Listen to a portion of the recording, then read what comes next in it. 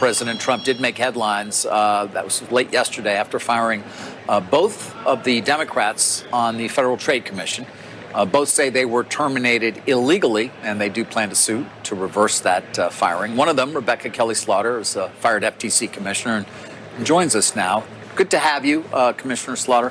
Why do you believe it was illegal to be fired?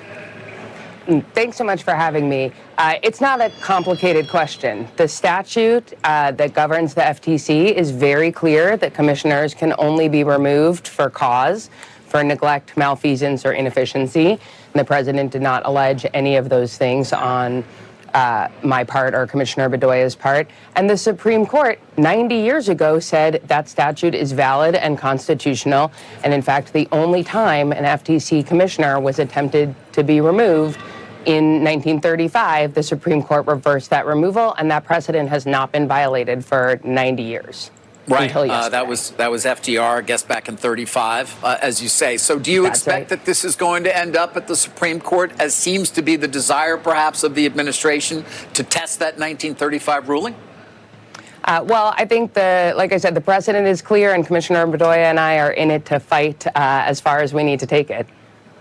So do you think it gets to the Supreme Court? It would seem like that may very well be a possibility here. I think it's certainly a possibility. How much influence did you have on the commission, given you are in the minority? I'm sure viewers wonder, well, what was the point of it at all, given the Republicans and Ferguson are running things at the FTC? So day to day, were you having a lot of influence? Well, the FTC and other independent commissions are designed to be bipartisan in part to reflect a variety of voices and perspectives. And that influence is really important both in publicly visible ways in terms of the outcome of cases. Minority commissioners can dissent and they can publicly articulate why they disagree with the actions of the commission. And internally, we can debate and discuss and try to reach consensus. I was actually originally appointed by President Trump in 2018, and I've served as a minority commissioner and a majority commissioner, and I have really come to see firsthand the value of having that diversity of voices within the leadership of an agency. What happens now? We've just had 3 Republican commissioners. I mean, how does the FTC operate from here? It's a really good question, and because this is so unprecedented, there are a lot of things we don't know. We don't know what will happen in, for example, a case in which we have sued. The FTC staff has alleged that the largest pharmacy benefit managers, the PBMs, have been raising the price of insulin, and Commissioner Bedoya and I were currently the only judges sitting on that case, so we don't know what happens. The commission is in active litigation against all of the companies, pretty much, whose CEOs flanked the president at his inauguration. We don't know what happens in those cases if the president directs the Republican majority to dismiss or get rid of those cases, but we should be very worried. But either way, this is a president who feels that he has a strong mandate and was given that by the American people to carry out priorities. And one of the sources of frustration, certainly we heard it all the time, was with the FTC in the Biden administration. So why not clear the slate and let him put in place people that are more consistent with his administration's views and what he thinks would be good for America, which is what the people voted for? Well, to be clear, his feelings about his mandate don't trump a statute and Supreme Court precedent, number one. Number two, we have at the FTC a Trump-appointed chairman who is working to enact the president's agenda, and minority commissioners do not change that perspective. I think the thing that's important to realize is that this isn't just about the FTC, and it's not about my job. This is about policing the ability of the FTC to police markets and ensure honest businesses are protected instead of allowing companies that lie and cheat to get ahead. And it's not just about the FTC, it's about all of the structures of government that protect market stability.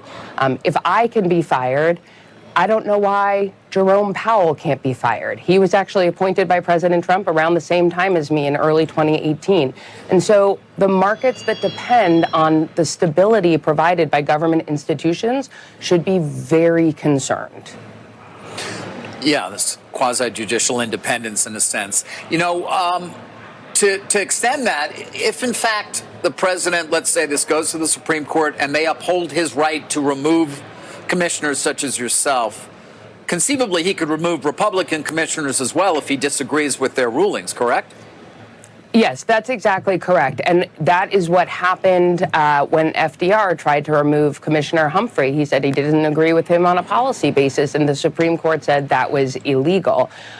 It is really important for the law in this country to be enforced without fear or favor. And having minority voices at the FTC helps protect that by providing transparency and accountability. But it is also important that Republican commissioners enforce the law without fear or favor. And if you are afraid that you are going to get fired for not doing a favor for the president's political donors, that is a real problem. I don't know. I mean, in his first term, they took shots at mergers and alleged monopolies. They went after big tech.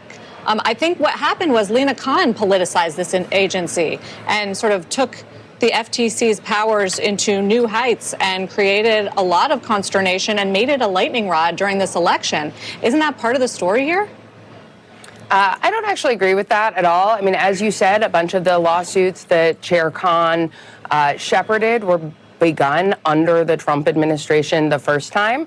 And I think that the work that the FTC has been doing to protect ordinary Americans and honest businesses is actually incredibly important. It might make some of the corporate lawbreakers who coddle the president unhappy, but that does not mean it is bad for markets, and it does not mean it is bad for ordinary Americans. What are your expectations then for the FTC from here, I guess, with the two Democratic commissioners no longer a part of it? But, Mr. Ferguson has indicated they're going to be fairly active. I'm just curious as to sort of what you've seen in the brief time that you've been operating together and what your expectations are in terms of how they're going to be looking at things. It's really hard to know. What we've seen over the last 2 months is just pure chaos throughout the government. There have been some things that Chair Ferguson has done that I have agreed with, like keeping the merger guidelines that were instituted during the last administration. And there was a unanimous vote just 2 weeks ago to challenge a merger of two medical device companies. So maybe there are those things, but there has also just been chaos, anguish, anxiety, uncertainty that the FTC has not escaped as it has pervaded throughout the government. And what do you do now? Other than suing, what do you actually do? Well, I'm going to keep talking to people to make sure that folks understand the consequences of this illegal attempt to fire us. I'm going to spend a lot of time with my kids, who are pretty excellent. Well, I was actually at my daughter's elementary school when this happened yesterday, and that's actually a really important place to be. That certainly is. See, there's one good thing. All right, well, we'll be watching it closely, of course, as it works its way through the courts. Commissioner Slaughter, thank you for taking the time. Appreciate it. Thanks for having me.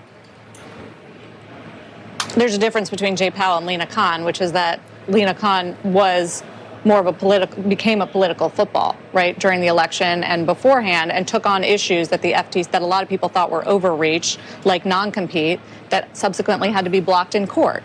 So Powell doesn't do that. So the threat to remove Powell, I understand legally what she's saying is you need to be fired for cause. Unless the president gets very focused on lowering rates and Powell doesn't. I mean, it's not inconceivable. In the first term, he actually did take shots at Powell. This time, he really hasn't. He really hasn't. Yeah. And actually, and I would point out, when it comes to Khan, you're absolutely right. And we also certainly questioned many times some of the positions that the FTC took in particular mergers, where I sort of at least had some level of expertise. And they lost in court, whether it was Activision or Horizon Amgen. And then occasionally they also won, even if we questioned it in terms of Albertsons, for example, something you followed closely. Trump's a businessman, and he gets a lot of advice and is surrounded by business people, including his administration, who are all saying the FTC was such bad news. But Sarah, that doesn't necessarily go to the point as to why you should be firing the Democratic commissioners. Right. Well, that's never been done before. Deal with that. The courts will deal with that, but clearly. But I'm telling you the why people might be behind this. Right. Although, again, to Slaughter's point, Ferguson's running it now. So right. Khan's out, Ferguson's running it. Why wouldn't Make you a point, I guess? Why wouldn't you just maintain what has been the status quo for the last 90 years? Right, where you're going to get what you want anyway.